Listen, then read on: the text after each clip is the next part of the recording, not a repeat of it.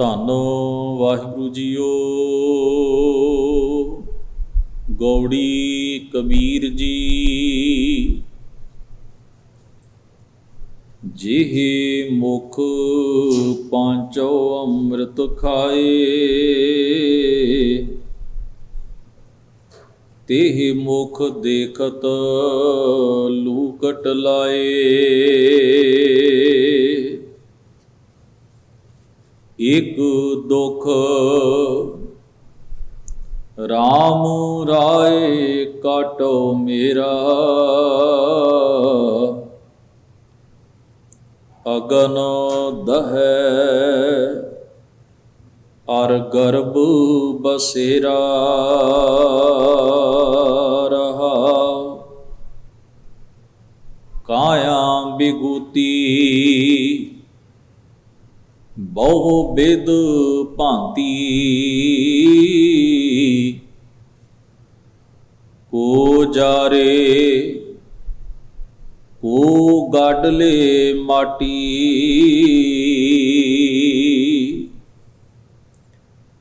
ਕਹੋ ਕਬੀਰ ਹਰ ਚਰਨ ਦਿਖਾਵਹੁ, ਪਾਛੈ ਤੇ ਜਮ ਕਿਉ ਨਾ ਪਠਾਵੋ। ਕਹੋ ਕਬੀਰ ਹਰ ਚਰਨ ਦਿਖਾਵੋ, ਪਾਛੈ ਤੇ ਜਮ ਕਿਉ ਨਾ ਪਠਾਵੋ। ਵਾਹਿਗੁਰੂ ਜੀ ਕਾ ਖਾਲਸਾ, ਵਾਹਿਗੁਰੂ ਜੀ ਕੀ ਫਤਿਹ। ਪਰਮ ਸਤਿਕਾਰਯੋਗ ਗੁਰੂ ਸਵਾਰੀ ਸਾਧ ਸੰਗਤ ਜੀਓ, ਅਕਾਲ ਪੁਰਖ ਵਾਹਿਗੁਰੂ ਜੀ ਨੇ ਕਿਰਪਾ ਕੀਤੀ ਹੈ ਆਪਾਂ ਸਭਨਾਂ ਨੂੰ ਸਤ ਸੰਗਤ ਰੂਪ ਵਿੱਚ ਗੁਰੂ ਗ੍ਰੰਥ ਸਾਹਿਬ ਮਹਾਰਾਜ ਦੇ ਪਾਵਨ ਦਰਬਾਰ ਦੀਆਂ ਹਾਜ਼ਰੀਆਂ ਭਰਨ ਦਾ ਇਹ ਸੁਭਾਗ ਸਮਾਂ ਬਖਸ਼ਿਸ਼ ਕੀਤਾ ਹੈ। ਆਪ ਸਰਬੱਤ ਸੰਗਤ ਨੇ ਬੜੇ ਪ੍ਰੇਮ ਸਤਿਕਾਰ ਅਦਬ ਨਾਲ ਗੁਰੂ ਮਹਾਰਾਜ ਦੀ ਪਾਵਨ ਬਾਣੀ ਦੇ ਪਾਠ ਅਤੇ ਕੀਰਤਨ ਗੁਰੂ ਸਵਾਰਿਆਂ ਪਾਸੋਂ ਸਰਵਣ ਕੀਤੇ ਹਨ। ਆਪਾਂ ਰੋਜ਼ਾਨਾ ਦੇ ਇਹਨਾਂ ਦੀਵਾਨਾਂ ਵਿੱਚ ਯਤਨ ਕਰਦੇ ਹਾਂ ਗੁਰੂ ਗ੍ਰੰਥ ਸਾਹਿਬ ਜੀ ਦੀ ਪਾਵਨ ਬਾਣੀ ਵਿੱਚੋਂ ਭਗਤ ਕਬੀਰ ਸਾਹਿਬ ਜੀ ਦੇ ਉਚਾਰਨ ਕੀਤੇ ਹੋਏ ਪਾਵਨ ਸ਼ਬਦ ਰਾਗ ਗੌੜੀ ਦੇ ਵਿੱਚੋਂ ਤਿੰਨਾਂ ਸ਼ਬਦਾਂ ਦੀ ਆਪਾਂ ਵਿਚਾਰ ਕਰਦੇ ਹਾਂ। ਜਿਸ ਪਾਵਨ ਸ਼ਬਦ ਦਾ ਪਾਠ ਆਪ ਜੀ ਨੇ ਹੁਣੇ ਹੀ ਸਰਵਣ ਕੀਤਾ ਹੈ, ਗੁਰੂ ਗ੍ਰੰਥ ਸਾਹਿਬ ਜੀ ਦੇ ਅੰਕ ਨੰਬਰ 329 ਉੱਪਰ ਗੌੜੀ ਰਾਗ ਦੇ ਵਿੱਚ ਭਗਤ ਕਬੀਰ ਜੀ ਦਾ ਉਚਾਰਨ ਕੀਤਾ ਹੋਇਆ ਇਹ ਪਾਵਨ ਸ਼ਬਦ ਹੈ। ਮਨੁੱਖ ਆਪਣੇ ਸਰੀਰ ਦੇ ਸਵਾਰਥਾਂ ਨਾਲ ਜੁੜ ਕੇ ਜਦੋਂ ਅਸੀਂ ਸਵਾਰਥ ਦੀ ਗੱਲ ਕਰਦੇ ਹਾਂ ਤਾਂ ਇਸ ਦਾ ਮਤਲਬ ਲੋੜ ਨਹੀਂ ਹੈ। ਲੋੜ ਵੀ ਹੋਵੇ ਤਾਂ ਜਿਹੜੀ ਚੀਜ਼ ਸਾਨੂੰ ਕੋਈ ਗੁਨਾਹ ਕਰਨ ਵਾਸਤੇ ਪ੍ਰੇਰਨਾ ਕਰਦੀ ਹੈ, ਜਿਹੜੀ ਉਤਸੁਕਤਾ ਸਾਡੇ ਅੰਦਰ ਜਾਂ ਜਿਹੜੀ ਭਾਵਨਾ ਦੇ ਵਹਿਣ ਵਿੱਚ ਵਹਿ ਕੇ ਅਸੀਂ ਪਰਾਇਆ ਹੱਕ ਖਾਂਦੇ ਹਾਂ, ਭਾਵੇਂ ਉਹਦੇ ਪਿੱਛੇ ਸਾਡੇ ਸਰੀਰ ਦੀ ਲੋੜ ਜੁੜੀ ਹੁੰਦੀ ਹੈ। ਅਸੀਂ ਚਾਹੁੰਦੇ ਹਾਂ ਵੀ ਸਰੀਰ ਨੂੰ ਆ ਸਭ ਤੋਂ ਦੁਨੀਆ ਦੀ ਵਧੀਆ ਸਹੂਲਤ ਮਿਲੇ, ਪਰ ਕਿਵੇਂ ਮਿਲੇ? ਜਦੋਂ ਅਸੀਂ ਇਹ ਸੋਚਦੇ ਹਾਂ ਵੀ ਜੇ ਮੈਂ ਆਹ ਟੇਢਾ ਰਸਤਾ ਅਖਤਿਆਰ ਕਰ ਲਵਾਂ, ਮੰਦਾ ਅਮਲ ਕਮਾ ਲਵਾਂ, ਪਰਾਇਆ ਹੱਕ ਖਾ ਲਵਾਂ ਤੇ ਮੈਨੂੰ ਵਧੀਆ ਸਹੂਲਤ ਮਿਲ ਜਾਏਗੀ। ਹੁਣ ਭਾਵਨਾ ਤੇ ਪਿੱਛੇ ਆਪਣੇ ਸਰੀਰ ਨੂੰ ਸੁੱਖ ਦੇਣ ਦੀ ਹੈ ਨਾ, ਪਰ ਜਿਹੜਾ ਕਰਮ ਹੈ ਉਹ ਮੈਲਾ ਹੈ, ਮੰਦਾ ਹੈ। ਤੋ ਸਵਾਰਥ ਤੋਂ ਭਾਵ ਇੱਥੇ ਅਜਿਹੇ ਮੰਦੇ ਕਰਮ ਤੋਂ ਹੈ ਜਿਹੜਾ ਅਸੀਂ ਆਪਣੀ ਦੇਹੀ ਦੇ ਸੁੱਖ ਵਾਸਤੇ, ਦੂਜੇ ਨੂੰ ਤਕਲੀਫ ਦੇ ਕੇ, ਦੂਜੇ ਦੇ ਹੱਕ ਤੇ ਅਧਿਕਾਰ, ਦੂਜੇ ਦੀ ਵਸਤੂ ਆਦਿਕ ਦੇ ਉੱਤੇ ਮੈਲੀ ਦ੍ਰਿਸ਼ਟੀ ਨਾਲ ਜਾਂ ਉਸ ਨੂੰ ਕੈਪਚਰ ਕਰਨ ਲਈ, ਕੰਟਰੋਲ ਕਰਨ ਲਈ ਅਸੀਂ ਜਿਹੜਾ ਭੈੜਾ ਰਾਹ ਅਖਤਿਆਰ ਕਰਦੇ ਹਾਂ। ਦੂਜੀ ਚੀਜ਼ ਮਹਾਰਾਜ ਨੇ ਇਸ ਬਾਣੀ ਵਿੱਚ ਕਹੀ ਹੈ ਕਿ ਮਨੁੱਖ ਅਜਿਹਾ ਰਾਹ ਅਖਤਿਆਰ ਕਰਕੇ, ਅਜਿਹੇ ਰਾਹ 'ਤੇ ਤੁਰਦਿਆਂ ਇਸ ਗੱਲ ਨੂੰ ਭੁੱਲ ਜਾਂਦਾ ਹੈ ਕਿ ਜਿੰਨੀਆਂ ਮਰਜ਼ੀ ਅਸੀਂ ਦੁਨੀਆ ਭਰ ਦੀਆਂ ਸਹੂਲਤਾਂ ਇਕੱਠੀਆਂ ਕਰ ਲਈਏ, ਓੜਕ ਨੂੰ ਇਸ ਸਰੀਰ ਨੇ ਸਾਡਾ ਸਾਥ ਛੱਡ ਹੀ ਜਾਣਾ ਹੈ। ਇਹ ਦੇਹ ਹੀ, ਇਹ ਸਰੀਰ ਸਦਾ ਵਾਸਤੇ ਕਾਇਮ ਨਹੀਂ ਰਹੇਗਾ। ਸਮਾਂ ਇਸ ਦੇ ਉੱਤੇ ਆਪਣਾ ਪ੍ਰਭਾਵ ਪਾਉਂਦਾ ਰਹਿੰਦਾ ਹੈ ਅਤੇ ਇਹ ਦੇਹ ਹੀ ਸਮੇਂ ਦੇ ਮੁਤਾਬਕ ਬਦਲਦੀ ਰਹਿੰਦੀ ਹੈ। ਮਾਤਾ ਦੇ ਉਦਰ ਤੋਂ ਜਨਮ ਲੈਣ ਤੋਂ ਬਾਅਦ ਬਾਲਕ ਰੂਪ ਵਿੱਚ ਬੱਚਾ ਹੌਲੀ ਹੌਲੀ ਵੱਡਾ ਹੁੰਦਾ ਹੈ। ਉਹ ਆਪਣੇ ਸਰੀਰ ਦੀਆਂ ਕਿਰਿਆਵਾਂ ਸਿੱਖਦਾ ਹੈ। ਜਿਸ ਦੁਨੀਆ ਅਤੇ ਸਮਾਜ ਦੇ ਵਿੱਚ ਉਹ ਪੈਦਾ ਹੋਇਆ ਹੈ, ਉੱਥੋਂ ਦੀਆਂ ਰਹੁ ਰੀਤਾਂ ਅਤੇ ਰਸਮਾਂ ਸਿੱਖਦਾ ਹੈ। ਉਸ ਦੁਨੀਆ ਵਿੱਚ, ਉਸ ਸਮਾਜ ਵਿੱਚ, ਉਸ ਸੁਸਾਇਟੀ ਵਿੱਚ ਉਹਨੇ ਕਿਵੇਂ ਸਰਵਾਈਵ ਕਰਨਾ ਹੈ, ਉਹ ਉਸ ਚੀਜ਼ ਦੇ ਰੰਗ ਢੰਗ ਸਿੱਖਦਾ ਹੈ। ਪਰ ਜਿਉਂ-ਜਿਉਂ ਸਾਲ ਬਤੀਤ ਹੁੰਦਾ ਜਾਂਦਾ ਹੈ, ਭਾਵੇਂ ਅਸੀਂ ਕਿਸੇ ਦੇ ਜਨਮ ਦਿਨ ਦਾ ਸਮਾਂ ਜਿਹੜਾ ਹੈ ਉਹਦੀ ਖੁਸ਼ੀ ਕਰਦੇ ਹਾਂ, ਪਰ ਸੱਚਾਈ ਤਾਂ ਇਹ ਵੀ ਇੱਕ ਸਾਲ ਜਿਹੜਾ ਉਹਦੀ ਆਯੂ ਦੇ ਵਿੱਚ, ਜ਼ਿੰਦਗੀ ਦੇ ਵਿੱਚ ਘਟਦਾ ਅਤੇ ਲੈਸ ਹੁੰਦਾ ਜਾਂਦਾ ਹੈ। ਅਤੇ ਕਿਵੇਂ ਉਹਦੀ ਦੇਹੀ ਬਦਲਦੀ ਜਾਂਦੀ ਹੈ ਪਲ ਪਲ ਵਿੱਚ। ਉਹੀ ਬਾਲਕ ਹੌਲੀ ਹੌਲੀ ਬਚਪਨੇ ਦੀ ਅਵਸਥਾ ਤੋਂ ਹੌਲੀ ਹੌਲੀ ਜਵਾਨੀ ਦੀ ਦਹਲੀਜ਼ 'ਤੇ ਕਦਮ ਰੱਖਦਾ ਹੈ। ਫਿਰ ਉਸ ਤੋਂ ਅੱਗੇ ਉਹਦਾ ਸਫ਼ਰ ਬੁਢੇਪੇ ਵੱਲ ਨੂੰ ਹੋ ਜਾਂਦਾ ਹੈ। ਸਰੀਰ ਦੀਆਂ ਤਾਕਤਾਂ ਖਤਮ ਹੋਣੀਆਂ ਸ਼ੁਰੂ ਹੁੰਦੀਆਂ ਨੇ, ਸਰੀਰ ਦੇ ਅੰਗ ਸਿੱਥਲ ਅਤੇ ਕਮਜ਼ੋਰ ਹੁੰਦੇ ਨੇ, ਆਪਣੀ ਕਿਰਿਆ ਅਤੇ ਕਾਰਜ ਛੱਡਦੇ ਜਾਂਦੇ ਨੇ। ਇਹ ਸਾਰਾ ਕੁਝ ਵਾਪਰਦਾ ਹੈ, ਆਖਰ ਸਾਡੀ ਦੇਹੀ ਉੱਤੇ ਹੀ ਵਾਪਰਦਾ ਹੈ, ਸਾਡੇ ਸਰੀਰ ਉੱਤੇ ਹੀ ਵਾਪਰਦਾ ਹੈ। ਅਸੀਂ ਖੁਦ ਇਸ ਦੇ ਗਵਾਹ ਹੁੰਦੇ ਹਾਂ, ਪਰ ਇਹਦੇ ਬਾਵਜੂਦ ਵੀ ਸਾਡੇ ਮਨ ਨੂੰ ਮਾਇਆ ਦਾ ਇਹ ਭੁਲੇਖਾ ਪਿਆ ਰਹਿੰਦਾ ਹੈ ਕਿ ਮੌਤ ਤੇ ਦੁਨੀਆ ਨੂੰ ਆ ਰਹੀ ਹੈ, ਕਿਹੜੀ ਅਜੇ ਮੈਨੂੰ ਆਈ ਹੈ ਜਾਂ ਕਿਹੜੀ ਅਜੇ ਮੈਨੂੰ ਆਉਣੀ ਹੈ। ਅਸੀਂ ਇਸ ਭਰਮ ਨੂੰ ਪੱਕਿਆਂ ਕਰਨ ਵਾਸਤੇ ਬਹੁਤ ਦਲੀਲਾਂ ਕੱਢਦੇ ਹਾਂ। ਮੈਂ ਠੀਕ ਹਾਂ, ਮੈਨੂੰ ਕਿਹੜੀ ਕੋਈ ਚਿੰਤਾ ਹੈ, ਮੈਨੂੰ ਕਿਹੜਾ ਕੋਈ ਘਾਟਾ ਹੈ, ਫਲਾਣੇ ਨੂੰ ਤਾਂ ਆਹ ਹੋਇਆ ਤਾਂ ਕਿਉਂ? ਕਿਉਂਕਿ ਉਸਨੇ ਇਵੇਂ ਕੀਤਾ ਸੀ, ਉਹਨੇ ਆਹ ਚੀਜ਼ ਦਾ ਧਿਆਨ ਨਹੀਂ ਸੀ ਰੱਖਿਆ। ਇਹ ਚੀਜ਼ਾਂ ਜਿਹੜੀਆਂ, ਇਹਨਾਂ ਗੱਲਾਂ ਦੇ ਆਸਰੇ ਦੇ ਅਸੀਂ ਠੁੰਮਣੇ ਦਿੰਦੇ ਹਾਂ ਆਪਣੇ ਮਨ ਦੇ ਭਰਮ ਨੂੰ ਵੀ ਤੈਨੂੰ ਕੋਈ ਪ੍ਰੋਬਲਮ ਹੋਣੀ ਨਹੀਂ, ਨਾ ਤੈਨੂੰ ਹੈ। ਸਤਿਗੁਰੂ ਸੱਚੇ ਪਾਤਸ਼ਾਹ ਜੀ ਇਸ ਮੁਬਾਰਕ ਸ਼ਬਦ ਵਿੱਚ ਫਰਮਾਉਂਦੇ ਨੇ, ਇਹ ਅਕਾਲ ਪੁਰਖ ਵਾਹਿਗੁਰੂ ਜੀ, ਮੇਰਾ ਇੱਕ ਦੁੱਖ ਹੈ, ਮੇਰੀ ਇੱਕ ਤਕਲੀਫ ਹੈ। ਇਹ ਸਰਵ ਵਿਆਪਕ ਮਾਲਕ ਜੀ, ਮੇਰੀ ਉਸ ਤਕਲੀਫ ਤੇ ਮੇਰੇ ਉਸ ਦੁੱਖ ਨੂੰ ਦੂਰ ਕਰੋ। ਉਹ ਕਿਹੜਾ ਦੁੱਖ ਹੈ? ਇੱਕ ਦੁੱਖ ਰਾਮ ਰਾਏ ਕਾਟੋ ਬੇਰਾ ਅਗਨ ਦਹੈ। ਕਹਿੰਦੇ ਨੇ ਕੁਝ ਚੀਜ਼ਾਂ ਨੇ ਜਿਨ੍ਹਾਂ ਕਰਕੇ ਮੈਂ ਭਰਮ ਵਿੱਚ ਭੁੱਲਿਆ, ਤੇ ਉਸ ਭਰਮ ਨੂੰ ਪੱਕਿਆਂ ਕਰਨ ਦੀ ਇੱਕ ਸਭ ਤੋਂ ਵੱਡੀ ਮਜ਼ਬੂਤ ਕੜੀ ਹੈ ਤ੍ਰਿਸ਼ਨਾ। ਅਗਨ ਦਹੈ, ਇੱਕ ਅੱਗ ਹੈ ਜਿਹੜੀ ਮੈਨੂੰ ਸਦਾ ਸਾੜਦੀ ਹੈ। ਇੱਕ ਤਪਸ਼ ਹੈ ਜਿਹਦੇ ਵਿੱਚ ਮੈਂ ਸਦਾ ਹੀ ਭੁੱਜਦਾ ਹਾਂ, ਸੜਦਾ ਹਾਂ, ਲੁੱਛਦਾ ਹਾਂ। ਉਹ ਕਿਹੜੀ ਅਗਨ ਹੈ? ਤ੍ਰਿਸ਼ਨਾ ਦੀ ਅਗਨੀ। ਗੁਰੂ ਸਾਹਿਬ ਨੇ ਬਾਣੀ 'ਚ ਕਿਹਾ, ਕਹਿੰਦੇ ਅੱਗ ਬਲ ਰਹੀ ਹੈ।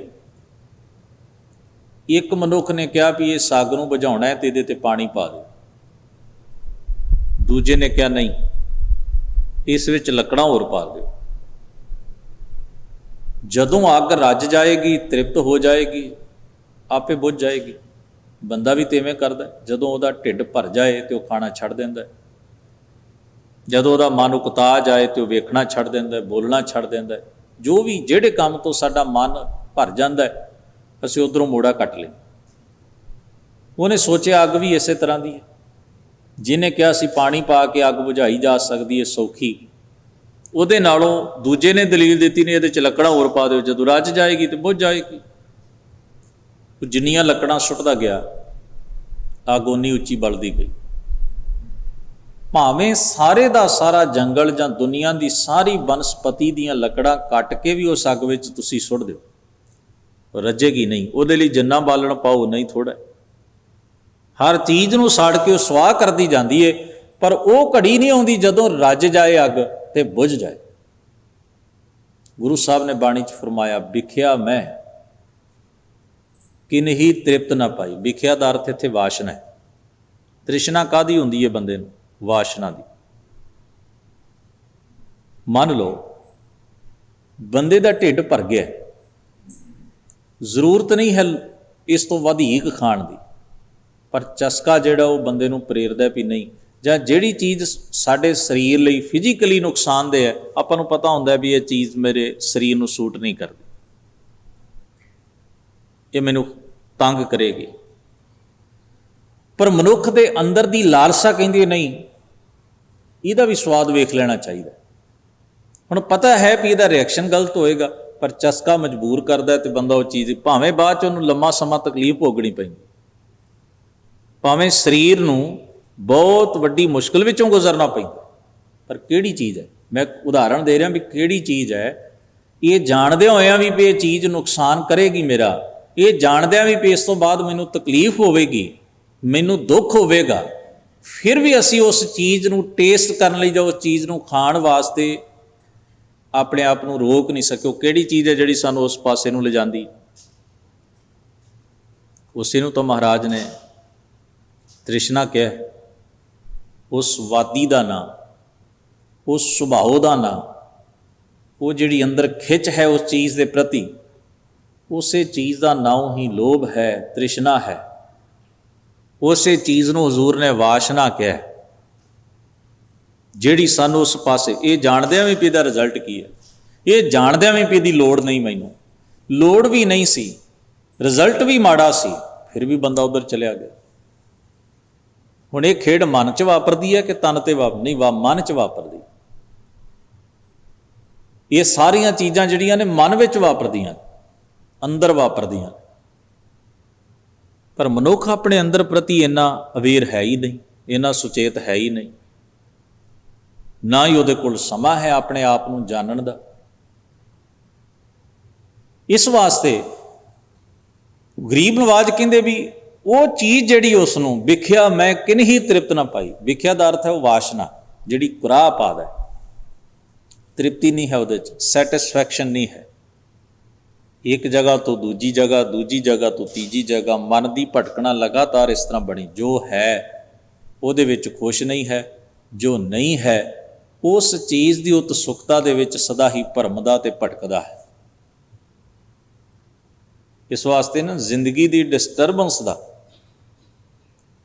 ਲਾਈਫ ਦੀ ਡਿਸਟਰਬੈਂਸ ਦਾ, ਜ਼ਿੰਦਗੀ ਦੀ ਭਟਕਣਾ ਦਾ ਇੱਕ ਰੀਜ਼ਨ ਇਹ ਵੀ ਹੈ ਕਿ ਜੋ ਹੈ ਉਹ ਸਾਨੂੰ ਕਦੇ ਬਹੁਤਾ ਹੀ ਨਹੀਂ ਲੱਗਦਾ, ਜੋ ਨਹੀਂ ਹੈ ਉਹਦੇ ਨਾ ਹੋਣ ਦਾ ਗਮ ਤੇ ਤਕਲੀਫ ਸਦਾ ਸਾਡੇ ਅੰਦਰ ਬਣੀ ਰਹਿੰਦੀ ਹੈ, ਖਿੱਚ ਬਣੀ ਰਹਿੰਦੀ ਹੈ। ਜੇ ਮੈਂ ਅੱਗੇ ਵੀ ਇੱਕ ਵਾਰ ਇਹ ਬਚਨ ਸਾਂਝਾ ਕੀਤਾ ਸੀ, ਕੋਈ ਕਿਸੇ ਉਸਤਾਦ ਦੇ ਨਾਲ ਉਹਦੇ ਸੇਵਕ ਜਿਹੜੇ ਸਨ, ਸਿੱਖਿਆਰਥੀ, ਚੇਲੇ, ਜੋ ਵੀ ਕਹਿ ਲਓ, ਸਫ਼ਰ ਤੇ ਸਨ। ਉਹ ਇੱਕ ਮੁਸਾਫਰਖਾਨੇ ਵਿੱਚ ਜਾ ਕੇ ਰੁਕੇ, ਸਰਾਂ ਵਿੱਚ, ਤੇ ਜਦੋਂ ਉੱਥੇ ਜਾ ਕੇ ਉਹ ਰੁਕੇ ਤੇ ਉਹਨਾਂ ਨੇ ਮੁਸਾਫਰ ਦਾ ਜਿਹੜਾ ਸੇਵਾਦਾਰ ਸੀ ਉਹਨੂੰ ਜਾ ਕੇ ਰਿਕੁਐਸਟ ਕੀਤੀ, ਬੇਨਤੀ ਕੀਤੀ ਵੀ ਸਾਨੂੰ ਤਾਂ ਭੁੱਖ ਬਹੁਤ ਲੱਗੀ, ਕਿਰਪਾ ਕਰੋ ਜੇ ਕੁਝ ਖਾਣ ਲਈ ਹੈ ਤੇ ਸਾਨੂੰ ਦਿਓ, ਅਸੀਂ ਤਾਂ ਬੜਾ ਲੰਮਾ ਪੈਂਡਾ ਤੈਅ ਕਰਕੇ ਆਏ ਹਾਂ। ਉਹਨੇ ਕਿਹਾ ਜੀ ਥੋੜ੍ਹਾ ਚਿਰ ਰੁਕੋ, ਸ਼ਾਮ ਦਾ ਵਕਤ ਹੋ ਰਿਹਾ, ਲੋਕਾਂ ਦੇ ਘਰਾਂ 'ਚ ਪ੍ਰਸ਼ਾਦੇ ਬਣ ਰਹੇ ਨੇ, ਤੇ ਸਾਡੇ ਇਸ ਨਗਰੀ ਦਾ ਦਸਤੂਰ ਹੈ ਕਿ ਸ਼ਾਮ ਦੇ ਵੇਲੇ ਜਦੋਂ ਪ੍ਰਸ਼ਾਦਾ ਤਿਆਰ ਹੁੰਦਾ ਤੇ ਕੋਈ ਇੱਕ, ਕੋਈ ਦੋ, ਜੋ ਕਿਸੇ ਦੇ ਘਰ ਸੁੱਕਾ ਸੀਦਾ, ਜਿਸ ਤਰ੍ਹਾਂ ਦਾ ਵੀ ਬਣਿਆ ਹੋਵੇ, ਥੋੜ੍ਹਾ ਥੋੜ੍ਹਾ ਲੋਕ ਇੱਥੇ ਮੁਸਾਫਰਖਾਨੇ ਜਾਂ ਸਰਾਂ 'ਚ ਦੇ ਜਾਂਦੇ ਨੇ ਕਿ ਕਿਸੇ ਮੁਸਾਫਰ ਦੀ ਲੋੜ ਪੂਰੀ ਹੋ ਜਾਏ। ਆਮ ਕਈ ਜਗ੍ਹਾ 'ਤੇ ਇਸ ਤਰ੍ਹਾਂ ਹੁੰਦਾ ਸੀ।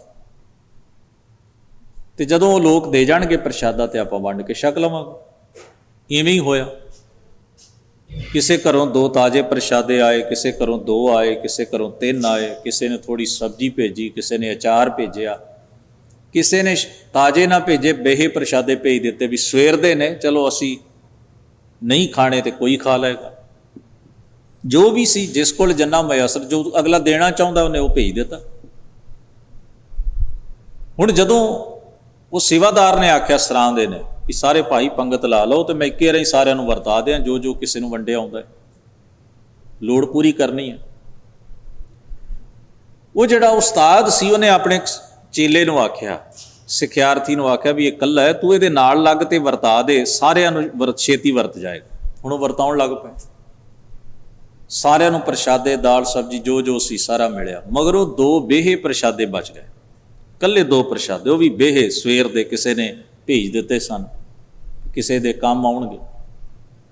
ਉਹ ਜਿਹੜਾ ਸੇਵਾਦਾਰ ਸੀ ਸਰਾਂ ਦਾ, ਉਹਨੇ 2 ਪ੍ਰਸ਼ਾਦੇ ਫੜੇ ਤੇ ਉਹ ਨੌਜਵਾਨ ਬੱਚੇ ਨੂੰ ਕਹਿਣ ਲੱਗਿਆ ਵੀ ਤੂੰ ਹੀ ਰਹਿ ਗਿਆ ਤੇ ਤੇਰੇ ਭਾਗਾਂ ਵਿੱਚ ਇਹੋ ਹੀ ਹੈ, ਆਹੀ 2 ਪ੍ਰਸ਼ਾਦੇ ਨੂੰ ਤੂੰ ਵੀ ਛਕ ਲੈ। ਹੁਣ ਉਹ ਵੀ ਉਸੇ ਪੰਗੇ 'ਚ ਬਹਿ ਗਿਆ। ਹੁਣ ਉਹ ਬੁਰਕੀ ਤੋੜਦਾ ਹੈ ਤੇ ਖਾਂਦਾ ਹੈ, ਪਰ ਉਹਦੇ ਚਿਹਰੇ ਦੇ ਉੱਤੇ ਕੋਈ ਖੁਸ਼ੀ ਨਹੀਂ। ਜਿਸ ਤਰ੍ਹਾਂ ਦੀ ਇੱਕ ਭੁੱਖੇ ਬੰਦੇ ਨੂੰ ਰੋਟੀ ਮਿਲਣ ਦੇ ਉੱਤੇ ਖੁਸ਼ੀ ਹੋਣੀ ਚਾਹੀਦੀ ਹੈ ਨਾ, ਉਹ ਹੈ ਨਹੀਂ। ਉਹਦਾ ਉਸਤਾਦ ਉਹਨੂੰ ਹੌਲੀ ਜਿਹੀ ਪੁੱਛਦਾ ਹੈ, ਤੈਨੂੰ ਭੁੱਖ ਨਹੀਂ? ਇੰਨਾ ਆਪਾਂ ਸਫ਼ਰ ਕੀਤਾ ਹੈ, ਮੇਰੀ ਉਮਰ ਵੀ ਤੇਰੇ ਤੋਂ ਵਡੇਰੀ ਹੈ, ਮੈਨੂੰ ਭੁੱਖ ਲੱਗੀ ਹੈ, ਮੈਂ ਬੜੇ ਚਾਅ ਨਾਲ ਰੋਟੀ ਖਾ ਰਿਹਾ, ਤੇ ਤੂੰ ਤਾਂ ਨੌਜਵਾਨ ਹੈ, ਤੈਨੂੰ ਤਾਂ ਜ਼ਿਆਦਾ ਭੁੱਖ ਲੱਗੀ ਹੋਣੀ ਚਾਹੀਦੀ, ਤੇਰੀ ਤਾਂ ਲੋੜ ਮੇਰੇ ਤੋਂ ਜ਼ਿਆਦਾ ਵਧੇਕ ਹੈ, ਤੇ ਸਫ਼ਰ ਵੀ ਆਪਾਂ ਲੰਮਾ ਕੀਤਾ ਹੈ, ਤੇ ਸਮਾਂ ਵੀ ਰੋਟੀ ਦਾ ਹੈ, ਤੇ ਮੈਨੂੰ ਤੇਰੇ ਚਿਹਰੇ ਤੋਂ ਕੋਈ ਬਹੁਤੀ ਖੁਸ਼ੀ ਨਹੀਂ ਝਲਕਦੀ, ਜਿਵੇਂ ਮਜਬੂਰੀ 'ਚ ਬੰਦਾ ਬੁਰਕੀ ਤੋੜ ਕੇ ਮੂੰਹ 'ਚ ਪਾਉਂਦਾ, ਤੂੰ ਇਸ ਤਰ੍ਹਾਂ ਕਰਦਾ, ਕੀ ਗੱਲ? ਉਹ ਕਹਿਣ ਲੱਗਿਆ, ਜੀ ਸੱਚੀ ਗੱਲ ਜੇ ਦਿਲ ਦੀ ਦੱਸਾਂ ਤੇ ਮੈਨੂੰ ਗੁੱਸਾ ਬਹੁਤ ਆ ਰਿਹਾ ਤੁਹਾਡੇ ਉੱਤੇ, ਖਾਸ ਤੌਰ 'ਤੇ। ਕਹਿਣ ਲੱਗਿਆ, ਉਹ ਕਿਉਂ? ਕਹਿੰਦੇ ਵੀ ਜਦੋਂ ਸਾਰੇ ਬੈਠੇ ਸਨ ਪੰਗਤ 'ਚ, ਤੁਹਾਨੂੰ ਮੈਂ ਹੀ ਲੱਭਾ ਸਾਂ ਸੇਵਾ ਕਰਾਉਣ ਲਈ। ਜੇ ਮੈਂ ਵੀ ਪੰਗਤ 'ਚ ਬੈਠਾ ਹੁੰਦਾ ਤੇ 2 ਤਾਜ਼ੀਆਂ ਰੋਟੀਆਂ ਮੈਨੂੰ ਮਿਲ ਜਾਂਦੀਆਂ, ਲੱਭੀਆਂ ਵੀ ਸਾਰਿਆਂ ਨੂੰ ਮੈਂ ਤਾਜ਼ੀਆਂ ਵਰਤਾਈਆਂ, ਮੇਰੇ ਲਈ 2 ਬਹੀਆਂ ਬਚ ਗਈਆਂ। ਮੇਰਾ ਮੂਡ ਖਰਾਬ ਹੋ ਗਿਆ ਨਾਲ ਹੀ। ਮੇਰੇ ਮਨ 'ਚ ਇਹ ਆ ਰਹੀ ਹੈ ਚੀਜ਼ ਵੀ ਦੂਜਿਆਂ ਨੂੰ ਮੈਂ ਆਪਣੇ ਹੱਥੀਂ ਤਾਜ਼ੇ ਵਰਤਾਏ ਨੇ ਤੇ ਮੇਰੇ ਲਈ 2 ਬੇਹੇ ਬਚੇ ਨੇ, ਹੁਣ ਇਹ ਮੈਨੂੰ ਲੰਘ ਨਹੀਂ ਰਹੇ। ਭੁੱਖ ਤੇ ਹੈ, ਪਰ ਸਵਾਦ ਖਰਾਬ ਹੋ ਗਿਆ ਰੋਟੀ ਖਾਣ ਦਾ। ਮੈਨੂੰ ਇਹ ਸੋਚ ਕੇ ਹੈਰਾਨੀ ਹੋਈ ਜਾਂਦੀ ਹੈ, ਦੂਜਿਆਂ ਨੂੰ ਆਪਣੇ ਹੱਥੀਂ ਤਾਜ਼ੇ ਵਰਤਾਏ ਨੇ ਤੇ ਆਪ ਮੈਂ ਬੇਹੇ ਖਾ ਲਏ। ਉਸਤਾਦ ਮੁਸਕਰਾਇਆ, ਕਹਿਣ ਲੱਗਿਆ, ਇਹ ਵੀ ਇੱਕ ਸਿੱਖਣ ਵਾਲੀ ਗੱਲ ਹੈ ਜੀਵਨ 'ਚ। ਕਹਿੰਦਾ, ਪਤਾ ਤੇਰਾ ਮੂਡ ਖਰਾਬ ਕਿਉਂ ਹੈ, ਤੇਰੀ ਭੁੱਖ ਕਿਉਂ ਮਰ ਰਹੀ ਹੈ, ਤੈਨੂੰ ਇਹ ਰੋਟੀ ਸਵਾਦ ਕਿਉਂ ਨਹੀਂ ਲੱਗ ਰਹੀ? ਕਿਉਂਕਿ ਦੂਜਿਆਂ ਦੇ ਕੋਲ ਸਾਹਮਣੇ ਤਾਜ਼ੀਆਂ ਨੇ, ਜੇ ਉਹਨਾਂ ਨੂੰ ਵੀ ਬੇਹੀਆਂ ਮਿਲੀਆਂ ਹੁੰਦੀਆਂ ਨਾ, ਤੂੰ ਸਭ ਤੋਂ ਪਹਿਲਾਂ ਖਾ ਜਾਣੀਆਂ ਸਨ। ਜੇ ਤੇਰੇ ਵਾਂਗ ਉਹਨਾਂ ਦੇ ਹੱਥ ਵਿੱਚ ਵੀ ਬੇਹੇ ਪ੍ਰਸ਼ਾਦੇ ਹੁੰਦੇ, ਉੱਤੇ ਨਮਕ ਪਾਇਆ ਹੁੰਦਾ, ਤੇ ਫਿਰ ਆਪਾਂ ਸਾਰਿਆਂ ਨੇ ਹੀ ਖਾਣੇ ਸਨ, ਫਿਰ ਤੇਰੇ ਮਨ 'ਚ ਖਿਆਲ ਨਹੀਂ ਸੀ ਆਉਣਾ, ਫਿਰ ਹੋ ਸਕਦਾ ਹੁਣ ਤੱਕ ਤੂੰ ਦੋਵੇਂ ਪ੍ਰਸ਼ਾਦੇ ਛਕ ਜਾਂਦਾ। ਪਰ ਇਸ ਵੇਲੇ ਪ੍ਰੋਬਲਮ ਇਹ ਨਹੀਂ ਕਿ ਪ੍ਰਸ਼ਾਦੇ ਬੇਹੇ ਨੇ, ਤੇਰੀ ਪ੍ਰੋਬਲਮ ਇਹ ਹੈ ਵੀ ਸਾਹਮਣੇ ਵਾਲਿਆਂ ਕੋਲ ਤਾਜ਼ੇ ਨੇ ਤੇ ਵਰਤਾਏ ਵੀ ਤੂੰ ਹੱਥੀਂ ਨੇ।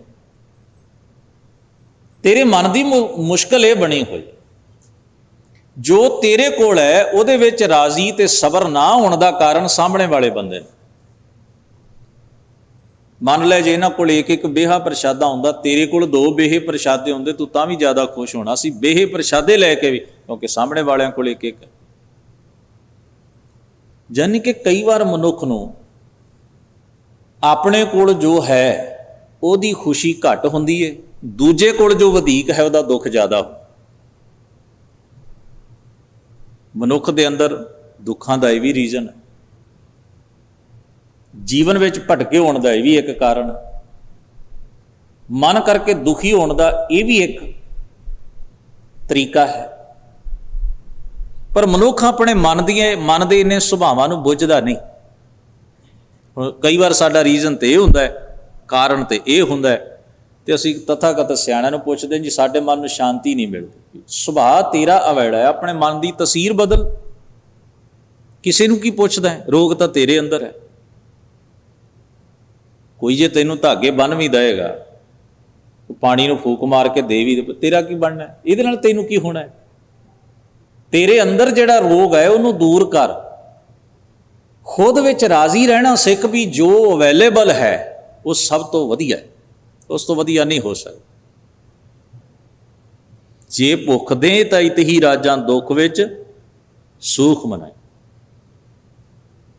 ਕਈ ਵਾਰ ਦੁੱਖ ਇਸ ਗੱਲ ਦਾ ਹੀ ਨਹੀਂ ਹੁੰਦਾ ਵੀ ਮੇਰੇ ਕੋਲ ਨਹੀਂ ਹੈ, ਕਈ ਵਾਰ ਦੁੱਖ ਇਸ ਗੱਲ ਦਾ ਵੀ ਹੁੰਦਾ ਵੀ ਦੂਜੇ ਕੋਲ ਹੈ। ਕਈ ਵਾਰ ਖੁਸ਼ੀ ਇਸ ਗੱਲ ਦੀ ਨਹੀਂ ਹੁੰਦੀ ਵੀ ਮੇਰੇ ਕੋਲ ਹੈ, ਕਈ ਵਾਰ ਖੁਸ਼ੀ ਇਸ ਗੱਲ ਦੀ ਵਧੀਕ ਹੁੰਦੀ ਵੀ ਵੇਖਿਆ ਮੇਰੇ ਸਾਹਮਣੇ ਵਾਲੇ ਕੋਲ ਕੁਝ ਨਹੀਂ ਹੈ। ਤਾਂ ਮਨ ਦੀ ਤਹਿ ਦੇ ਵਿੱਚ, ਮਨ ਦੇ ਅੰਦਰ ਇਹੋ ਜਿਹੀਆਂ ਚੀਜ਼ਾਂ ਵੀ ਬੰਦੇ ਦੇ ਭਰੀਆਂ ਪਈਆਂ। ਤਾਂ ਜਿਸ ਵੇਲੇ ਮਨੁੱਖ ਆਪਣੀ ਲੋੜ ਔਰ ਆਪਣੀ ਲੋੜ ਤੋਂ ਬੇਖਬਰ ਹੋ ਕੇ ਵੀ ਮੈਨੂੰ ਲੋੜ ਨਹੀਂ ਹੈ, ਇਹ ਚੀਜ਼ ਮੈਨੂੰ ਤੰਗ ਵੀ ਕਰੇ, ਫਿਰ ਵੀ ਬੱਚਾ ਉਸ ਪਾਸੇ ਜਦੋਂ ਜਾਂਦਾ ਹੈ ਤੇ ਉਹਨੂੰ ਹਜ਼ੂਰ ਨੇ ਤ੍ਰਿਸ਼ਨਾ ਜਾਂ ਵਾਸ਼ਨਾ ਕਿਹਾ।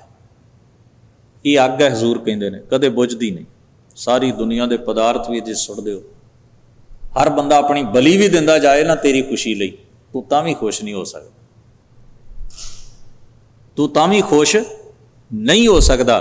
ਹਰ ਬੰਦਾ ਜੇ ਤੇਰੀ ਬਲੀ ਵੀ ਚੜ ਜਾਏ ਨਾ, ਆਪਣਾ ਲਹੂ ਵੀ ਡੋਲਦਾ ਤੇਰੇ ਲਈ, ਤੂੰ ਤਾਂ ਵੀ ਕਹੇਗਾ ਮੈਨੂੰ ਆਹ ਕਿਉਂ ਨਹੀਂ ਮਿਲਿਆ, ਮੈਨੂੰ ਆਹ ਵਸਤੂ ਕਿਉਂ ਨਹੀਂ ਮਿਲੀ, ਮੇਰੇ ਲਈ ਆਹ ਕਿਉਂ ਨਹੀਂ ਕੀਤਾ। ਤੁਸੀਂ ਵੇਖੋ ਨਾ, ਇੱਕ ਬੱਚੇ ਨੂੰ ਮਾਂ ਬਾਪ ਨੇ ਕੱਖਾਂ ਦੀ ਕੁੱਲੀ 'ਚ ਝੌਂਪੜੀ ਵਿੱਚ ਰਹਿ ਕੇ ਪਾਲਿਆ, ਰੋਟੀ ਦਿੱਤੀ, ਜੋ ਕੁਝ ਵਿਚਾਰੇ ਕਰ ਮਜ਼ਦੂਰੀ ਕਰਕੇ ਜੋ ਕਰ ਸਕਦੇ ਸੀ। ਬੱਚਾ ਵੱਡਾ ਹੋਇਆ, ਛਪਰੀ ਜਦੋਂ ਚੋਂਦੀ ਸੀ ਤੇ ਮਾਂ ਬੱਚੇ ਨੂੰ ਸੀਨੇ ਨਾਲ ਲਾ ਲੈਂਦੀ ਸੀ, ਆਪਣਾ ਵਸਤਰ ਉਹਦੇ ਉੱਤੇ ਓढ़ ਦਿੰਦੀ ਸੀ, ਆਪ ਠੰਡ ਸਹਿੰਦੀ ਰਹੀ, ਉਹਨੂੰ ਨਿੱਘ ਦਿੰਦੀ ਰਹੀ। ਗਰਮੀ 'ਚ ਸਾਰੀ ਰਾਤ ਉਹਨੂੰ ਪੱਖੀ ਝੱਲਦੀ ਰਹੀ, ਆਪ ਥੋੜਾ ਖਾਦਾ ਉਹਨੂੰ ਜ਼ਿਆਦਾ ਦਿੱਤਾ। ਹਰ ਚੀਜ਼ ਮਾਂ ਬਾਪ ਨੇ ਉਹਦੇ ਲਈ ਕੀਤੀ, ਗੁਰਬਤ ਸੀ। ਬੱਚਾ ਜਦੋਂ ਵੱਡਾ ਹੋਇਆ ਤਾਂ ਉਹਨੇ ਕਿਹਾ ਤੁਸੀਂ ਮੇਰੇ ਲਈ ਕੀ ਕੀਤਾ, ਕੀ ਕੀਤਾ ਮੇਰੇ ਲਈ? ਜੰਮਿਆ ਵੀ ਮੈਨੂੰ ਕੱਖਾਂ ਦੀ ਕੁੱਲੀ 'ਚ ਤੇ ਪਾਲਿਆ ਵੀ ਕੱਖਾਂ ਦੀ ਕੁੱਲੀ 'ਚ, ਤੁਸੀਂ ਮੇਰੇ ਲਈ ਕੀ ਕੀਤਾ? ਮੈਂ ਤੁਹਾਡੀ ਗੱਲ ਕਿਉਂ ਸੁਣਾ? ਤੁਹਾਡਾ ਯੋਗਦਾਨ ਕੀ ਹੈ ਮੇਰੀ ਲਾਈਫ 'ਚ? ਜਦੋਂ ਇਹ ਸ਼ਬਦ ਵਰਤਦਾ ਹੈ ਨਾ, ਤੇ ਉਹ ਉਹਨਾਂ ਦੀ ਕੁਰਬਾਨੀ ਤੇ ਉਹਨਾਂ ਦੇ ਤਿਆਗ ਨੂੰ ਭੁੱਲ ਜਾਂਦਾ ਹੈ। ਉਹ ਉਸ ਵੇਲੇ ਸ਼ਬਦ ਕਿਉਂ ਵਰਤਦਾ ਹੈ? ਕਿਉਂਕਿ ਉਹਦੇ ਬਾਕੀ ਦੋਸਤ ਪੱਕੇ ਘਰਾਂ 'ਚ ਜੰਮੇ, ਬਾਕੀ ਦੋਸਤਾਂ ਦੇ ਸਿਰ ਤੇ ਪੱਖੇ ਲੱਗੇ ਸਨ ਜਦੋਂ ਸੌਂਦੇ ਸਨ, ਬਾਕੀ ਦੋਸਤਾਂ ਨੂੰ ਦੁਕਾਨ ਤੋਂ ਖੁੱਲ੍ਹਾ ਖਾਣ ਲਈ ਮਿਲ ਜਾਂਦਾ ਸੀ। ਉਹਨੇ ਉਹਨਾਂ ਨਾਲ ਕੰਪੇਅਰ ਕੀਤਾ ਨਾ, ਜਦੋਂ ਆਪਣੇ ਮਾਂ-ਬਾਪ ਨੂੰ, ਉਹਨਾਂ ਦੇ ਘਰ ਨਾਲ ਆਪਣੀ ਕੁੱਲੀ ਨੂੰ ਕੰਪੇਅਰ ਕੀਤਾ, ਉਹਨਾਂ ਦੇ ਸਿਰ ਦੇ ਉੱਤੇ ਲੱਗੇ ਪੱਖੇ ਜਾਂ ਏਸੀ ਦੇ ਨਾਲ ਆਪਣੀ ਮਾਂ ਦੀ ਉਹ ਛੋਟੀ ਜਿਹੀ ਪੱਖੀ ਨੂੰ ਕੰਪੇਅਰ ਕੀਤਾ, ਤੇ ਉਹਦੇ ਅੰਦਰੋਂ ਗਿਲਾ ਨਿਕਲਿਆ। ਉਹਨੇ ਆਖਿਆ ਤੁਸੀਂ ਮੇਰੇ ਲਈ ਕੀ ਕੀਤਾ? ਪਰ ਉਹ ਇਹ ਨਹੀਂ ਸੀ ਜਾਣਦਾ ਕਿ ਉਸ ਕੁਰਬਾਨੀ ਤੇ ਤਿਆਗ ਦਾ ਕੋਈ ਮੁੱਲ ਹੀ ਨਹੀਂ ਪਾਇਆ ਜਾ ਸਕਦਾ। ਜਿਹੜਾ ਤਿਆਗ, ਜਿਹੜੀ ਕੁਰਬਾਨੀ, ਜਿਹੜੀ ਮੁਹੱਬਤ ਉਹਦੀ ਮਾਂ ਤੇ ਉਹਦੇ ਬਾਪ ਨੇ ਉਹਦੇ ਤੇ ਲੁਟਾਈ ਹੈ, ਉਹਦਾ ਫਿਰ ਵੀ ਇਹ ਗਿਲਾ ਹੈ। 2 ਜ਼ਿੰਦਗੀਆਂ ਲੱਗ ਗਈਆਂ ਉਹਨੂੰ ਪਾਲਦਿਆਂ, ਤੇ ਉਹ ਕਹਿੰਦਾ ਵੀ ਤੁਸੀਂ ਮੇਰੇ ਲਈ ਕੀ ਕੀਤਾ? ਉਹਨੂੰ ਉਹਨਾਂ ਦੀ ਕੁਰਬਾਨੀ ਤੇ ਸਬਰ ਨਹੀਂ ਆਇਆ, ਉਹਨੂੰ ਉਹਨਾਂ ਦੀ ਸਾਰੀ ਜ਼ਿੰਦਗੀ ਦੀ ਘਾਲਣਾ ਦੇ ਉੱਤੇ ਸੈਟਿਸਫੈਕਸ਼ਨ ਨਹੀਂ ਆਈ। ਉਹਨੇ ਉਹਨਾਂ ਦੀ ਚੀਜ਼ ਨੂੰ, ਹਰ ਚੀਜ਼ ਨੂੰ ਪਦਾਰਥ ਨਾਲ ਤੋਲਿਆ, ਹਰ ਚੀਜ਼ ਨੂੰ ਇਹਦੇ ਨਾਲ ਤੋਲਿਆ। ਐਸੇ ਬੰਦੇ ਨੂੰ ਕੌਣ ਖੁਸ਼ ਕਰ ਸਕਦਾ? ਮੰਨ ਲਓ ਜਿਹਨੂੰ ਪਦਾਰਥ ਵੀ ਦੇ ਦਿੱਤੇ ਜਾਣ, ਅੱਜ ਵਸਤੂਆਂ ਵੀ ਦੇ ਦਿੱਤੀਆਂ ਜਾਣ, ਤੇ ਉਹ ਤਾਂ ਹਰ ਚੀਜ਼ ਨੂੰ ਪਦਾਰਥ ਨਾਲ ਹੀ ਤੋਲੇਗਾ ਨਾ। ਉਹਦੇ ਲਈ ਤਾਂ ਰਿਸ਼ਤੇ ਦੀ ਕੀਮਤ ਹੀ ਇਹ ਹੈ ਵੀ ਜਿਹੜਾ ਰਿਸ਼ਤਾ ਵੱਧ ਪਦਾਰਥਾਂ ਦੀ ਢੇਰੀ ਮੇਰੇ ਲਈ ਲਾ ਦਿੰਦਾ ਉਹੀ ਚੰਗਾ, ਦੂਜਾ ਕੋਈ ਚੰਗਾ ਨਹੀਂ। ਭਾਵੇਂ ਉਹ ਤੁਹਾਡੇ ਲਈ ਚੰਗਾ ਸੋਚੇ, ਕੁਰਬਾਨੀ ਕਰੇ, ਤਿਆਗ ਕਰੇ, ਲਹੂ ਡੋਲੇ, ਆਪਣਾ ਆਪ ਗਵਾ ਲੈ, ਕੋਈ ਮੁੱਲ ਨਹੀਂ। ਧਰਮ ਦੇ ਖੇਤਰ 'ਚ ਵੀ ਦੁਨੀਆ ਐਵੇਂ ਹੀ ਕਰਦੀ ਹੈ। ਧਰਮ ਦੇ ਖੇਤਰ ਵਿੱਚ ਖਿਮਾ ਕਰਨਾ ਦੁਨੀਆ ਇਵੇਂ ਹੀ ਕਰਦੀ ਹੈ। ਜਿੰਨੇ ਵੱਡੇ ਕੋਈ ਕਿਸੇ ਧਰਮ ਸਥਾਨ ਤੇ ਲਾਲਚ ਗਣਾ ਦੇ, ਦੁਨੀਆ ਭੱਜੀ ਤੁਰੀ ਜਾ। ਇੱਥੇ ਆ ਜਾਓ, ਸੋਮਵਾਰ ਆ ਜਾਓ, ਆਹ ਦਾਤ ਮਿਲੇਗੀ, ਲੋਕ ਚਲੇ ਜਾਣਗੇ। ਜੇ ਤੁਸੀਂ ਇਹ ਕਹਿ ਦਿਓ ਨਾ ਵੀ ਇੱਥੇ ਕੇਵਲ ਗੁਰੂ ਦੀ ਮੱਤ ਮਿਲੇਗੀ, ਆ ਜਾਓ, ਲੋਕ ਕਹਿਣਗੇ ਮੱਤ ਦਾ ਕੀ ਕਰਨਾ ਹੈ? ਮੱਤ ਤਾਂ ਮੇਰੇ ਕੋਲ ਬਥੇਰੀ ਹੈ, ਸਿਆਣਾ ਤਾਂ ਮੈਂ ਖੁਦ ਹੀ ਬੜਾ, ਮੈਨੂੰ ਤਾਂ ਇਹ ਦੱਸੋ ਵੀ ਜੇ ਮੈਂ ਆਵਾਂ ਤਾਂ ਮੈਨੂੰ ਮਿਲੇਗਾ। ਮਾਨੋ ਜਿਵੇਂ ਅੱਗ ਪਹਿਲਾਂ ਹੀ ਬਲ ਰਹੀ। ਖਿਮਾ ਕਰਨਾ ਮਜ਼ਹਬੀ ਅਸਥਾਨਾਂ ਨੇ ਵੀ ਕੋਈ ਘੱਟ ਨਹੀਂ ਕੀਤੀ ਬੰਦੇ ਨਾਲ, ਉਹਦੇ ਰੋਗ ਨੂੰ ਵਧਾਇਆ ਹੀ, ਘਟਾਇਆ ਨਹੀਂ। ਲਾਲਚ ਬੰਦਾ ਤੇ ਅੱਗੇ ਹੀ ਲਾਲਚ ਦਾ ਪੁਤਲਾ ਸੀ, ਉਹਨੂੰ ਹੋਰ ਲਾਲਚ ਦਿੱਤੇ, ਤੂੰ ਆਹ ਕਰ ਤੈਨੂੰ ਪਦਾਰਥ ਮਿਲੇਗਾ, ਤੂੰ ਆਹ ਕਰ ਤੈਨੂੰ ਆਹ ਚੀਜ਼ ਮਿਲੇਗੀ, ਤੈਨੂੰ ਆਹ ਕਰ ਆਹ ਮਿਲੇਗੀ। ਔਰ ਦੁਨੀਆ ਚੱਕਰ 'ਚ ਪਹਿਲਾਂ ਹੀ ਪਈ ਸੀ, ਹੋਰ ਜ਼ਿਆਦਾ ਤੇਜ਼ ਹੋ ਗਈ। ਲਾਲਚ ਖਾਤਰ ਭਾਈ ਭਾਈ ਦਾ ਗਲਾ ਕੱਟ ਰਿਹਾ ਸੀ, ਮਾਂ ਬਾਪ ਨਾਲ ਧੋਖੇ ਹੋ ਰਹੇ ਸਨ, ਚੀਟਿੰਗ, ਠੱਗੀ, ਠੋਰੀ ਤੇ ਹੋਰ ਪਤਾ ਨਹੀਂ ਕੀ ਕੁਝ ਚੱਲ ਰਿਹਾ ਸੀ। ਬੰਦੇ ਦਾ ਲਾਲਚ ਰੁਕਿਆ ਨਹੀਂ, ਉਹਨੇ ਜਪਜੀ ਸਾਹਿਬ ਪੜ੍ਹ ਕੇ ਅਰਦਾਸ ਹੀ ਪਦਾਰਥ ਦੀ ਕੀਤੀ। ਉਹਨੇ ਆਖਿਆ ਮਹਾਰਾਜ ਆਹ ਚੀਜ਼ ਦਿੰਦੇ ਹੋ ਤੇ ਸੁਖਨੀ ਸਾਹਿਬ ਕਰਾਵਾਂਗਾ, ਨਹੀਂ ਦਿੰਦੇ ਤੇ ਨਹੀਂ ਕਰਾਉਂਦਾ। ਵੇਖੋ ਬ੍ਰਹਮ ਗਿਆਨ ਨੂੰ ਉਹਨੇ ਕਿਹੜੀ ਚੀਜ਼ ਨਾਲ ਤੋਲਿਆ? ਬਾਣੀ ਕੀ ਹੈ? ਲੋਕ ਜਾਣੇ ਗੀਤਾ ਇਹ ਤੋਂ ਬ੍ਰਹਮ ਵਿਚਾਰ। ਉਹਨੇ ਗੁਰੂ ਸਾਹਿਬ ਜਿਹੜੀ ਅੰਦਰ ਦੀ ਸੰਤੁਸ਼ਟੀ ਤੇ ਸੁਖ, ਆਤਮਿਕ ਚੇਤਨਾ, ਨਿਜ ਨੂੰ ਜਾਣਨ ਦਾ ਰਾਹ, ਸੰਸਾਰ ਦੇ ਦੁੱਖਾਂ ਤੋਂ ਛੁਟਕਾਰੇ ਦੀ ਜਿਹੜੀ ਏਡੀ ਕੀਮਤੀ ਵਜ਼ਨਦਾਰ ਗੱਲ ਗੁਰੂ ਸਾਹਿਬ ਆਪਣੀ ਬਾਣੀ 'ਚ ਕਹਿ ਰਹੇ ਸਨ, ਬੰਦੇ ਨੇ ਉਹਨੂੰ ਕਿਹਦੇ ਨਾਲ ਤੋਲਿਆ? ਸੇਮ ਉਹ ਗੱਲ ਹੋਈ ਨਾ ਬੱਚੇ ਵਾਲੀ ਵੀ, ਜਿਹੜਾ ਮਾਂ ਨੂੰ ਕਹਿੰਦੇ ਤੂੰ ਮੈਨੂੰ ਕੀ ਦਿੱਤਾ ਹੈ? ਪੱਖੀ ਝਲਦੀ ਰਹੀ, ਇਹਦੋਂ ਬਾਅਦ ਤੂੰ ਕੀ ਕੀਤਾ? ਕੱਖਾਂ ਦੀ ਕੁੱਲੀ 'ਚ ਹੀ ਜੰਮ ਕੇ ਪੜ ਲਿਆ, ਇਹਦੋਂ ਬਾਅਦ ਕੀ ਕੀਤਾ? ਅੱਜ ਦਾ ਸਾਡੀ ਮਾਨਸਿਕਤਾ ਜਿਹੜੀ ਧਰਮ ਦੇ ਸਿੱਖੀ ਦੇ ਖੇਤਰ ਵਿੱਚ ਵੀ ਇਹੋ ਜਿਹੀ। ਅਸੀਂ ਹਰ ਚੀਜ਼ ਨੂੰ, ਗੁਰੂ ਨੂੰ ਅਸੀਂ ਤੋਲਦੇ ਹੀ ਪਦਾਰਥਾਂ ਨਾਲ। ਕਿਮਾ ਕਰਨਾ? ਕਦੇ ਅਸੀਂ ਆ ਕੇ ਕਿਹਾ ਮਹਾਰਾਜ ਜੋ ਤੂੰ ਦਿੱਤਾ ਸਭ ਤੋਂ ਵਧੀਆ ਸਿੱਖੀ ਬਖਸ਼ ਦੇਈਂ, ਨਾਮ ਬਖਸ਼ ਦੇਈਂ, ਗੁਰਮਤਿ ਬਖਸ਼। ਕੌਣ ਮੰਗਦਾ ਜੀ? ਸਾਡੀ ਸਾਰੀ ਦੌੜ ਕੀ ਹੈ? ਇੱਕ ਟਰੱਕ ਹੈ ਤੇ 4 ਹੋ ਜਾਣ, 4 ਨੇ ਤੇ 20 ਹੋ ਜਾਣ, 20 ਨੇ ਤੇ 100 ਹੋ ਜਾਣ, ਇੰਨਾ ਕਮਾਉਣੇ ਤੇ ਇੰਨਾ ਹੋ ਜਾਏ। ਸਿੱਖੀ ਦਾ ਕੀ ਕਰਨਾ ਹੈ? ਸਿੱਖੀ ਤਾਂ ਅਸੀਂ ਕਮਾ ਹੀ ਲੈਂਦੇ ਹਾਂ ਪੈਸੇ ਦੇ ਕੇ। ਅਸੀਂ ਗੁਰੂ ਨੂੰ ਕਹਿੰਦੇ ਫਿਰ ਜੇ ਸਾਨੂੰ ਆਹ ਚੀਜ਼ ਨਹੀਂ ਮਿਲਣੀ ਤੇ ਪਾਠ ਕਰਨ ਦਾ ਕੀ ਫਾਇਦਾ ਹੋਇਆ? ਸਤ ਸੰਗਤ ਕਰਨ ਦਾ ਕੀ ਫਾਇਦਾ ਹੋਇਆ? ਸੇਵਾ ਕਰਨ ਦਾ ਕੀ ਫਾਇਦਾ ਹੋਇਆ? ਗੁਰੂ ਕਹਿੰਦਾ ਮੈਂ ਤੇਰੀਆਂ ਅੱਗ ਬੁਝਾਉਣਾ ਚਾਹੁੰਦਾ, ਮੈਂ ਤੇਰੇ ਅੰਦਰ ਦੀ ਤ੍ਰਿਸ਼ਨਾ ਨੂੰ ਲਿਮਟ ਵਿੱਚ ਲਿਆਉਣਾ ਚਾਹੁੰਦਾ ਤੇ ਤੂੰ ਉਹਦੇ 'ਚ ਬਾਲਣ ਸੁੱਟਣਾ ਚਾਹੁੰਦਾ ਹੈ। ਇਹ ਤਾਂ ਚੀਜ਼ਾਂ ਤੈਨੂੰ ਮਿਲਦੀਆਂ ਹੀ ਜਾਣਗੀਆਂ। ਗੁਰੂ ਸਾਹਿਬ ਕਦੋਂ ਕਹਿੰਦੇ ਨੇ ਵੀ ਤੇਰੇ ਕੋਲ ਪਦਾਰਥ ਨਾ ਹੋਣ? ਤੇਰੇ ਕੋਲ ਮੋਤੀਆਂ ਦੇ ਮੰਦਰ ਵੀ ਹੋਣ, ਠੀਕ ਹੈ, ਪਰ ਗੁਰੂ ਮਹਾਰਾਜ ਨੇ ਸਾਨੂੰ ਇਹ ਤਰੀਕਾ ਨਹੀਂ ਦੱਸਿਆ ਵੀ ਮਤ ਦੇਖ ਭੂਲਾਂ ਵਿਸਰੈ ਤੇਰਾ ਚੇਤਨਾ ਆਵੇ ਨਾ। ਕਬੀਰ ਜੀ ਨੇ ਸੰਸਾਰ ਦੀ ਉਹ ਦਾਤ ਮੰਗੀ ਜਿਹੜਾ ਬਹੁਤ ਵਿਰਲਾ ਬੰਦਾ ਮੰਗਦਾ। ਉਹਨਾਂ ਆਖਿਆ ਅਗਨ ਦਹੈ, ਮੇਰੀ ਅੱਗ ਬੁਝਾ ਦਿਓ, ਮੈਂ ਅੱਗ 'ਚ ਸੜਦਾ, ਇਹ ਅੱਗ ਬੁਝਾ ਦਿਓ ਤ੍ਰਿਸ਼ਨਾ ਦੀ। ਅਰ ਗਰਭ ਬਸੇਰਾ, ਔਰ ਮਾਇਆ ਦੇ ਗਰਭ ਵਿੱਚ ਮੈਂ ਜੀਦਾ ਹਾਂ। ਜੰਮਣ ਮਰਨ ਆਵਾਗਮਨ, ਸੁਰਤ ਜਿਹੜੀ ਆਵਾਗਾਉਣ ਦੇ ਚੱਕਰ 'ਚ ਪਈ ਹੋਈ ਏ, ਇਹ ਭਟਕਣਾ ਮੁਕਾ ਦਿਓ। ਰੰਭ ਦੇ ਵਾਕ ਵਿੱਚ ਕਹਿੰਦੇ ਨੇ ਜਿਹ ਮੁਖ ਪਾਂਚੋ ਅੰਮ੍ਰਿਤ ਖਾਏ। हे ਭਾਈ, ਜਿਹੜੇ ਮੂੰਹ ਨਾਲ 5 ਅੰਮ੍ਰਿਤ ਖਾਂਦਾ ਹੈ। ਵੈਸੇ ਭਾਰਤੀ ਵਿਦਵਾਨਾਂ ਨੇ ਅੰਮ੍ਰਿਤ ਦੇ 5 ਰੂਪ ਵੀ ਦੱਸੇ। ਵੈਸੇ ਤੇ ਹਰ ਚੀਜ਼ ਨੂੰ ਸਵਾਦਲੀ, ਮਹਿੰਗੀ, ਮਿੱਠੀ ਚੀਜ਼ ਨੂੰ ਅਸੀਂ ਅੰਮ੍ਰਿਤ ਕਹਿੰਦੇ ਹਾਂ। ਦੁੱਧ, ਘਿਓ, ਦਹੀਂ, ਸ਼ਹਿਦ, ਖੰਡ, ਇਹਨਾਂ ਚੀਜ਼ਾਂ ਨੂੰ ਵੀ ਅੰਮ੍ਰਿਤ ਕਿਹਾ ਜਾਂਦਾ। ਭਾਵ ਸ੍ਰੇਸ਼ਟ ਸਵਾਦਲੇ ਪਦਾਰਥ ਜਿਹੜੇ ਮੁੱਖ ਨਾਲ ਤੂੰ ਖਾਣਾ ਹੈ, ਇਸੇ ਮੁੱਖ ਨੂੰ ਇੱਕ ਦਿਨ ਕੀ ਹੋਏਗਾ? ਤੇ ਮੁੱਖ ਦੇਖਤ ਲੂਕਟ ਲਾਏ। ਜਦੋਂ ਸਰੀਰ ਚੋਂ ਪ੍ਰਾਣ ਨਿਕਲ ਜਾਣਗੇ ਨਾ, ਅੱਗ 'ਚ ਸੜੇਗਾ ਇਹ। ਅੱਜ ਤੂੰ ਖੋ ਕੇ ਖਾਣਾ ਹੈ, ਜਦੋਂ ਪ੍ਰਾਣ ਨਿਕਲ ਗਏ ਪਾਣੀ ਦੀ ਘੁੱਟ ਅੱਧਾ ਚਮਚਾ ਨਹੀਂ ਪੈਣਾ ਮੂੰਹ 'ਚ। ਅਗਲੇ ਪਾਉਣ ਦਾ ਯਤਨ ਕਰਨਗੇ ਵੀ ਜਾਂਦੀ ਵਾਰ ਇਹਨੂੰ, ਭਾਵੇਂ ਸਾਡਾ ਸੁਭਾਅ ਹੈ, ਪਰ ਚਲੋ ਲੋੜ ਹੈ ਕਿਸੇ ਦੀ ਵੀ ਹੋ ਸਕਦੀ, ਪਰ ਹਰ ਬੰਦੇ ਦੀ ਕੋਸ਼ਿਸ਼ ਹੁੰਦੀ। ਜਿਹੜੇ ਧੀਆਂ ਪੁੱਤਰ ਕਦੇ ਵੀ ਨਾ ਤੁਹਾਡੇ ਕੋਲ ਬੈਠੇ ਹੋਣ, ਉਹ ਵੀ ਕਹਿਣਗੇ ਜਾਂਦਾ ਜਾਂਦਾ ਬਾਪੂ ਅੱਧਾ ਚਮਚਾ ਮੇਰੇ ਹੱਥੋਂ ਪੀ ਜਾਏ। ਵੀ ਗਾਂਹ ਜਾ ਕੇ ਦੱਸੇਗਾ ਵੀ ਇਹਨੇ ਮੈਨੂੰ ਪਾਣੀ ਪਿਆਇਆ ਤੁਰਦਿਆਂ, ਭਾਵੇਂ ਸਾਰੀ ਜ਼ਿੰਦਗੀ ਨਹੀਂ ਪੁੱਛਿਆ, ਕੋਸ਼ਿਸ਼ ਅੱਧਾ ਚਮਚਾ ਮੇਰੇ ਕੋਲੋਂ ਪੀ ਲੈ। ਹੁਣ ਕੀ ਫਾਇਦਾ? ਹੁਣ ਤਾਂ ਤੁਸੀਂ ਧਾਕੇ ਵੀ ਪਿਆਓ ਨਾ ਅੰਦਰ ਤੇ ਹਲਕ ਤੋਂ ਬਾਹਰ ਆ ਜਾ। ਇਹ ਉਹ ਮੁੱਖ ਹੈ ਜਿੱਥੇ ਦੂਜਿਆਂ ਦੀ ਥਾਲੀ 'ਚੋਂ ਚੁੱਕ ਚੁੱਕ ਕੇ ਖਾਣਾ ਹੈ, ਦੂਜਿਆਂ ਦਾ ਹੱਕ ਮਾਰ ਕੇ ਆਪਣੇ ਡਾਈਨਿੰਗ ਟੇਬਲ ਸਜਾਉਣਾ ਹੈ, ਦੂਜਿਆਂ ਦਾ ਲੁੱਟਦਿਆਂ ਵੀ ਤੇਰੇ ਅੰਦਰ ਅਹਿਸਾਸ ਨਹੀਂ ਹੁੰਦਾ ਵੀ ਮੈਨੂੰ ਸਵਾਦਲਾ ਮਿਲ ਜਾਏ। ਤੇ ਮੁੱਖ ਦੇਖਤ ਲੂਕਟ ਲਾਏ। ਵੇਂਦਿਆਂ ਵੇਂਦਿਆਂ ਇਸ ਮੁੱਖ ਨੂੰ ਅਗਨ ਹਵਾਲੇ ਜਦੋਂ ਕੀਤਾ ਜਾਏਗਾ ਨਾ, ਅੱਗ ਲਾਈ ਜਾਏਗੀ, ਸੜ ਕੇ ਸੁਆਹ ਹੋ ਜਾਏ। ਗਰੀਬ ਨਵਾਜ਼ ਫਰਮਾਉਂਦੇ ਨੇ ਕਾਇਆ ਵਿਗੂਤੀ ਬਹੁ ਵਿਦ ਭਾਂਤੀ। ਵਿਗੂਤੀ ਦਾ ਮਤਲਬ ਹੁੰਦਾ ਖੁਆਰ ਹੁੰਦੀ ਹੈ। ਇਹਨਾਂ ਚੀਜ਼ਾਂ ਦੇ 2 ਭਾਵ ਅਰਥ ਵੀ ਵਿਦਵਾਨ ਹੋਰ ਵੀ ਕੱਢਦੇ ਨੇ ਵੀ ਜਿਸ ਮੁੱਖ ਨਾਲ ਤੂੰ ਸਵਾਦਲੇ ਪਕਵਾਨ ਖਾਂਦਾ ਹੈ, ਇਸ ਰਸਨਾ ਦੀ ਸਦਾ ਤ੍ਰਿਸ਼ਨਾ ਫਿਰ ਬਣੀ ਰਹਿੰਦੀ ਹੈ। ਜਿੰਨੇ ਮਰਜ਼ੀ ਪਕਵਾਨ ਖਵਾਏ ਜੋ ਤ੍ਰਿਸ਼ਨਾ ਬਣੀ ਰਹੀ। ਲੋੜ ਤੋਂ ਵਧੇਕ ਬੰਦਾ ਜਦੋਂ ਤ੍ਰਿਸ਼ਨਾਲੂ ਹੋ ਜਾਂਦਾ ਤਾਂ ਉਹ ਫਿਰ ਜ਼ੁਬਾਨ ਦੇ ਸਵਾਦ ਵਾਸਤੇ ਜੀਂਦਾ। ਦੂਜਾ ਵਾਕ ਹਜ਼ੂਰ ਨੇ ਫਰਮਾਇਆ, ਕਾਇਆ ਖੁਆਰ ਹੁੰਦੀ ਹੈ ਬਹੁ ਬਿਦ ਭਾਂਤ, ਕਈ ਤਰੀਕਿਆਂ ਦੇ ਨਾਲ ਵਿਸ਼ੇ ਵਿਕਾਰਾਂ ਵਿੱਚ ਅਸੀਂ ਖੁਆਰ ਹੁੰਦੇ ਹਾਂ ਥਾਂ ਥਾਂ ਦੇ ਉੱਤੇ ਵਿਸ਼ੇ ਵਿਕਾਰ ਦੀ ਪੂਰਤੀ ਵਾਸਤੇ। ਤੁਸੀਂ ਵੇਖੋ ਨਾ, ਬੰਦਾ ਕਿਸੇ ਨਾਲ ਰਿਸ਼ਤਾ ਪਰਮਾਨੈਂਟਲੀ ਜੋੜਨਾ ਹੋਵੇ, ਕਿਸੇ ਨੂੰ ਸਨਮਾਨ ਦੇਣਾ ਹੋਵੇ, ਰਿਸਪੈਕਟ ਦੇਣੀ ਹੋਵੇ, ਤੇ ਅਸੀਂ ਕਿਵੇਂ ਨੇ ਇਹਦੀ ਬਰਾਦਰੀ ਕੀ ਹੈ, ਤੇ ਠੱਗੀ ਮਾਰਨੀ ਹੋਵੇ ਤੇ ਨੀਵੀਂ ਬਰਾਦਰੀ ਨਾਲ ਵੀ ਮਾਰ ਜਾਂਦੇ ਹਾਂ। ਪਰਾਇਆ ਰੂਪ ਵੇਖਣਾ ਹੋਵੇ ਤੇ ਕੋਈ ਬਰਾਦਰੀ ਨਹੀਂ ਪੁੱਛਦਾ, ਛਿਵੇਂ ਕਾਮ ਨਾ ਪੁੱਛੇ ਜਾਤ।